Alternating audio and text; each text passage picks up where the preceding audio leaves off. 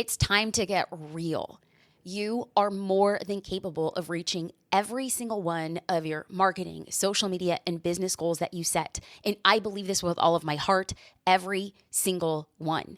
Now, daily, I see entrepreneurs in the social curator community achieving goals they never dreamed possible. Because when you have a support system and when you have resources and you have community, I want people to use them consistently so they win. And they do. When you join Social Curator, you're joining a movement of unstoppable go-getters who refuse to settle for mediocrity. And I want you to be one of us. Join us now at socialcurator.com/join because the doors are closing on June 21st at 5 p.m. This is going to be the only time this year that you're going to be able to save $100 off. Again, that is socialcurator.com/join. I'll see you on the inside. We're recording podcast. I got a DM. This girl asked me a question and I said, I love this question. Do I have your permission to, number one, ask the question? And number two, can I make a podcast out about it? And she's like, yes, absolutely. So guess what I'm doing today? I'm literally taking her question, creating a framework, creating a podcast. And I told her, I'm doing it just for you. Then I thanked her. People love to be seen. Welcome back to the Jasmine Star Show, a place where we discuss business mindset and today, understanding your customers. This isn't a magic trick or like, ooh, business voodoo. It is simply putting yourself in the shoes of your customers and making decisions that you know will help and benefit them. So I want to talk about a recent example. We had what we called the Visibility Intensive. We hosted it in Nashville, and this was a bonus that we created for my live course experience, Your Biggest Launch Ever. I knew that after 6 weeks of live trainings, our students would need a shot in the arm to help them get more visibility and attention on their offers. Now, the course, Your Biggest Launch Ever, walks you through how to launch your products, services, and your biggest passion project, right? So in the process of going through the mechanisms, like how you launch, that's one thing. But actually, how do you get more eyes and attention? I was so happy to be joined by Amy Porterfield, Rory Vaden, Julie Solomon, and we got together and we were talking about incredible strategies around how to exactly accomplish this. And we also did live Q&A. So that was understanding what my customer needed, serving them in a way that not just surprised them, but delighted them with how much they got in such a short amount of time. I want to go through a few responses that we got after that intensive. Christine said, loved every minute, blocked out the entirety of my day. It was so worth it. Lori said, so much value and inspiration. It's been fantastic. And Rodney said, thank you for this incredible gift. By understanding the needs of my customers, I was able to create value and helpful resources for them to get massive results. And this is exactly why in this episode, we're going to go over the fundamentals of customer behavior, the customer journey, and factors that influence customer behavior. We're also going to be going over the Fogg Framework and using data to better understand your customers. Okay. Now, this isn't a conversation about customers as much as it's about an understanding of your customer and how that drives business growth. Okay. In fact, I think the more you know them, the more you can scale your business because you're going to attract more people like them. So let's start with the basics. I truly believe that understanding customer behavior is the driving force of any successful business strategy. So think of it as like peeling back the layers of why people choose what it is they choose. It's not just about the what. It's about the why behind every purchase decision. And once you understand the why, man alive, then you could craft your products, your services, and experience that anticipate their needs and desires unlike anybody else. So here's an example. Now, you know I love my small businesses. I love mom and pop coffee shops. But for the sake of this example, a company that does this really well is Starbucks. I know, Starbucks. But here's the thing. I want to tell you why. Have you ever noticed how some coffee shops feel more inviting than others? Some feel like an extension of your living room or a comfortable workspace that's away from your office. That is exactly the experience that customers at Starbucks know and love. Now, on the other hand, you might have experienced a coffee shop that has like a cold feeling, like metal chairs, and like there's a literal time limit. Have you ever been to a coffee shop where there's a literal time limit where you can only be seated for like 30, 60, or 90 minutes? Or like maybe you need a code on the receipt to use the bathroom.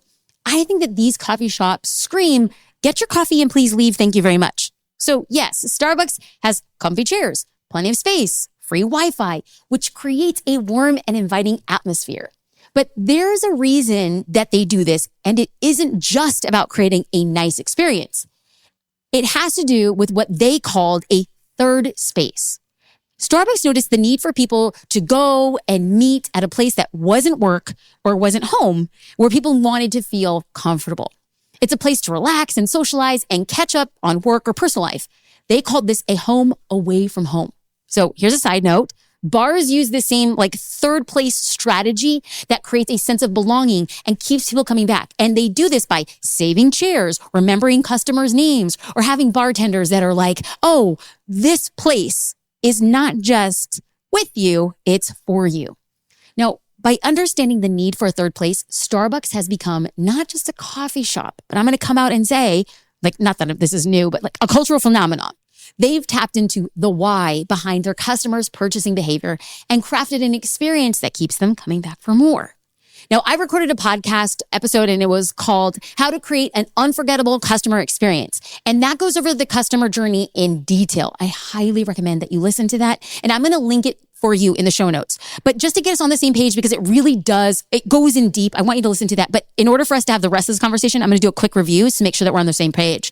So I'm going to go through a few of the key points. First, when it comes to your customers, there's an awareness stage where customers become aware of your business. Then comes consideration, where they weigh their options and decide whether or not your offer is right fit for them. Next up is the decision stage, and this is where they finally make the purchase.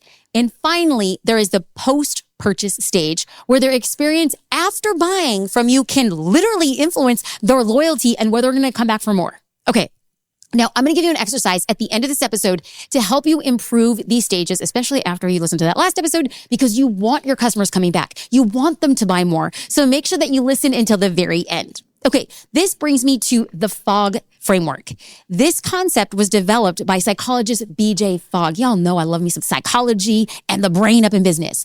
This is an idea that represents human behavior in 3 different ways. So go ahead and picture a 3-legged stool, each leg representing an essential aspect of behavior. Okay, so the three legs are going to be motivation, ability, and triggers. So let's break this down each so that we understand your customers and what they want so you can sell them more and retain them more.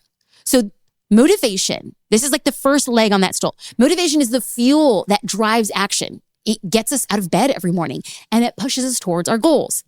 In the context of the Fogg model, businesses need to understand what motivates their customers, and then they align their offerings accordingly. So someone creating an app for language learning, well, they need to understand what motivates people to learn new languages. Job opportunities, travel, career growth, or just personal development. Once that app founder understands the motivators, they can design their app to address those desires. Now, for example, the career-focused app, the person who's focused on their career to learn another language, they might benefit from industry-specific vocabulary. Well, the traveling app user could benefit from location-based or travel-based phrases. Do you see how these small nuances have a big impact? Now, next, we have the second leg of the stool, and that's ability. Ability refers to the ease of which a behavior can be performed. So think of it as removing barriers and then making it as effortless as possible for people to take action. You can, and you should absolutely do this by simplifying processes, providing clear instructions, and minimizing friction points. Hand to heaven, I have things in a cart, and then I left them in the cart. I walked away from the sales page because the barriers in the checkout process were just too complicated. I was forget it. I can't tell you how many times I have been targeted on an Instagram ad. I'm this is so perfect. And it's so complicated to check out on that third-party checkout form that I'm forget it. Never mind. So let's think about how the app designer might be able to make it easier for people to download and use your app. Maybe they gamify a program, or maybe they have bite-sized lessons so that it's less overwhelming and more fun to use. They can even have options of how you want to learn that day. Maybe it's audio, maybe it's text, maybe it's pictures, maybe it's videos, right? So we're understanding how they can take action. Now, the third leg of the stool is triggers. Triggers are cues, prompts that encourage a behavior, getting your customer to do something. This can be a notification on your phone, or it can be a visual reminder, in your environment, a pop-up ad or a product display. Triggers serve as catalysts for action. Triggers get your customers to do something. Now, businesses can strategically design triggers to prompt behaviors at the right time and the right place for their customers. Now, there are many ways that an app designer could do this, or you could even do this in your business. But I would 100% gamify with streak challenges to keep people engaged. Why? Because it would create a sense of urgency and momentum and help them build a habit. Plus, I also think this is really great in achieving longer streaks, right? So the longer the streak becomes, the bigger the sense of accomplishment or satisfaction or motivating users to continue using the app and reach their goals. This means retention, reviews, and referrals. So we're going to pause here because you're like, Jasmine, I don't have an app. Most of the podcast listeners and watchers don't. But what I'm saying is you can incorporate these into particular ways and triggers for your offer. So let's say you have a course. Well, you can have a pop-up every time somebody logs into the portal, reminding them of their progress. Maybe you have a membership. You can have challenges on the inside of your membership to make sure that people are activating and taking the most of it. Okay, so by incorporating all three elements of the Fogg behavior model, you can eliminate any barriers and then increase the likelihood of a successful offer. In fact, we use this model as a framework for social curator members. We know their motivation. It's to easily and efficiently create and schedule their social posts to grow their business. We know their ability. Writing posts and marketing content is hard, and business owners struggle with writer's block and creatively making marketing content. So we use Dottie, your digital social media assistant, to personalize your content. We know their triggers. We know Dottie can encourage behaviors with our members, like to schedule posts. It'll post automatically via our app, or members will get a reminder to post that day. Okay.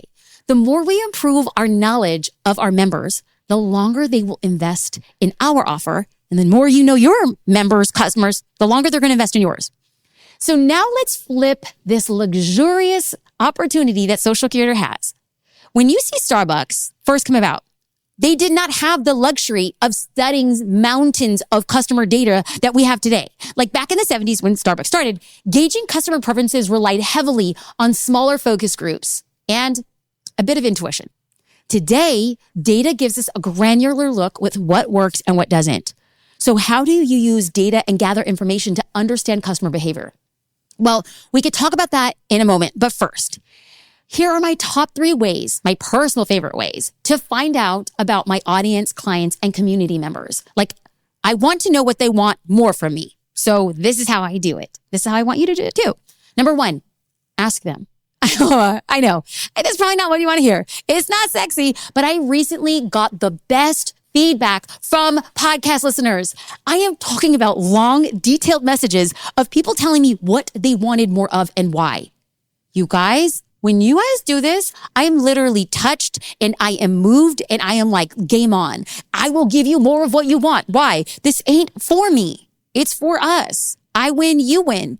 This is the power of direct communication. I had asked in a podcast episode, hey, I'm trying something new on this podcast. Do you like it? Because if you don't, I will stop doing it. And then people responded. Now, this is me asking again.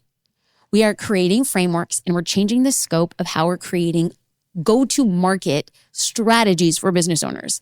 If this is not your cup of tea, or if you prefer personal stories, if you prefer less frameworks, you tell me what you prefer, then we get that feedback. So thank you. Okay. Getting direct feedback for your business, as it is for mine, it can be simple. I mean, you could do it how I just did it now if you have a podcast, like asking an open-ended question, but you can ask open-ended questions on social media platforms. And you can ask a handful of people who are like, I think that this person would be perfect if they bought from me. Ask them what they want. People are usually very happy to share their thoughts when you give them the opportunity. In fact, I'm going to do it again right now. I just did it. I'm going to do it again. Please send me an Instagram DM telling me what podcast you prefer or you don't prefer.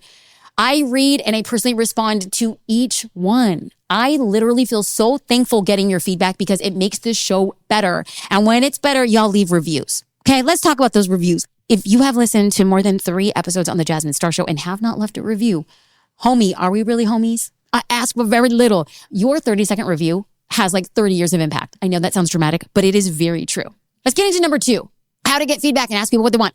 Host interactive events or Q&A sessions.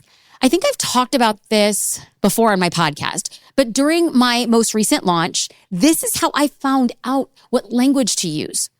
This is how I found out what to take out of my presentation, what to explain in further detail. There is nothing like real-time interaction to get to the heart of what your audience wants or how they need to understand it. I really recommend that you consider hosting periodic live Q&A sessions, maybe before or during promotional periods when your audience can ask you questions, they can share feedback, they can engage with you directly. So these interactive events, they don't only provide valuable insights, but they also help strengthen the connection between you and your community. They want to know you're real and that you exist. Plus, they're a great way to showcase your expertise and build trust with your audience. And this is what we say, hey. Okay, why did I sound like a pirate? I just meant to say A, but it came out like A. It's like a cholo pirate. Okay, let's go. Let's get into number 3. Test everything. You should be experimenting. Please take the initiative and experiment with different formats and topics. This could be testing A/B email subject lines, like what works best, doing polls on social media to test titles. You can even ask your audience to vote on what content ideas, what products, what services they would be most interested in seeing you develop. This helps you gauge interest quickly and allows your audience to directly influence the content and offers you create. I do this all the time. And if you follow me on Instagram, you know this. You might have even put in your input and voted. So shout out and thank you. So here's a pro tip. When you implement feedback from somebody, whether it's an audience member or a current customer, tell them. In fact, today, we're recording podcast. I got a DM. This girl asked me a question and I said, I love this question. Do I have your permission to, number 1, ask the question? And number 2, can I make a podcast out about it? And she's like, yes, absolutely. So guess what I'm doing today? I'm literally taking her question, creating a framework, creating a podcast. And I told her, I'm doing it just for you. Then I thanked her. People love to be seen and they will feel like they have a stake in what you're creating because they contributed to it. That's cool. And listen. I need you to hear this. When the data and customer feedback align, you're literally pouring gasoline on a fire. So here's an example. Let's say you're a health coach who has a blog about healthy recipes. Your website analytics show that recipe videos consistently have a higher click-through rate compared to text-only recipes. Okay, good to know. But that's not it.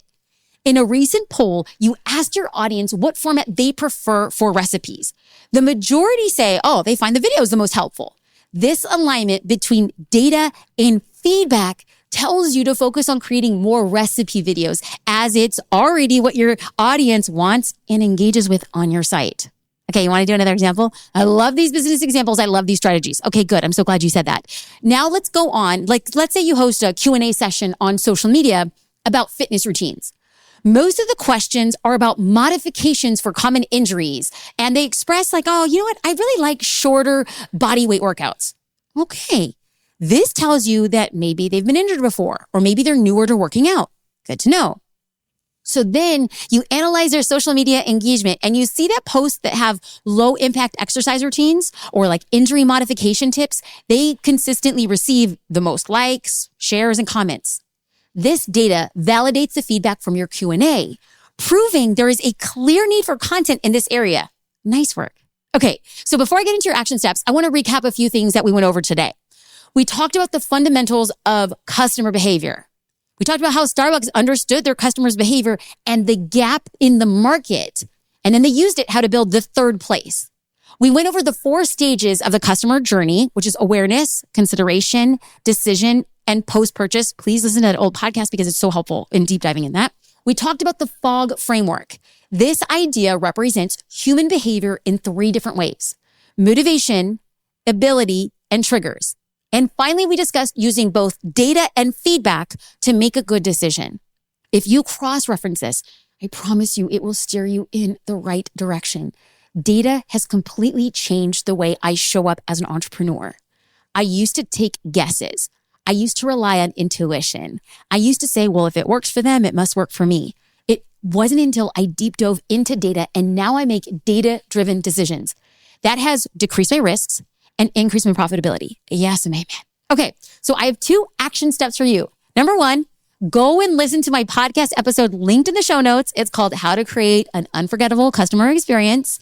And then number 2, I want you to take out a piece of paper and draw 4 quadrants and write down each phase. And then in each, list out the specific actions or strategies you can implement to optimize the stage of that customer journey for your business. This can be a simple exercise, and it will help you visualize where you excel and then where there's room for improvement.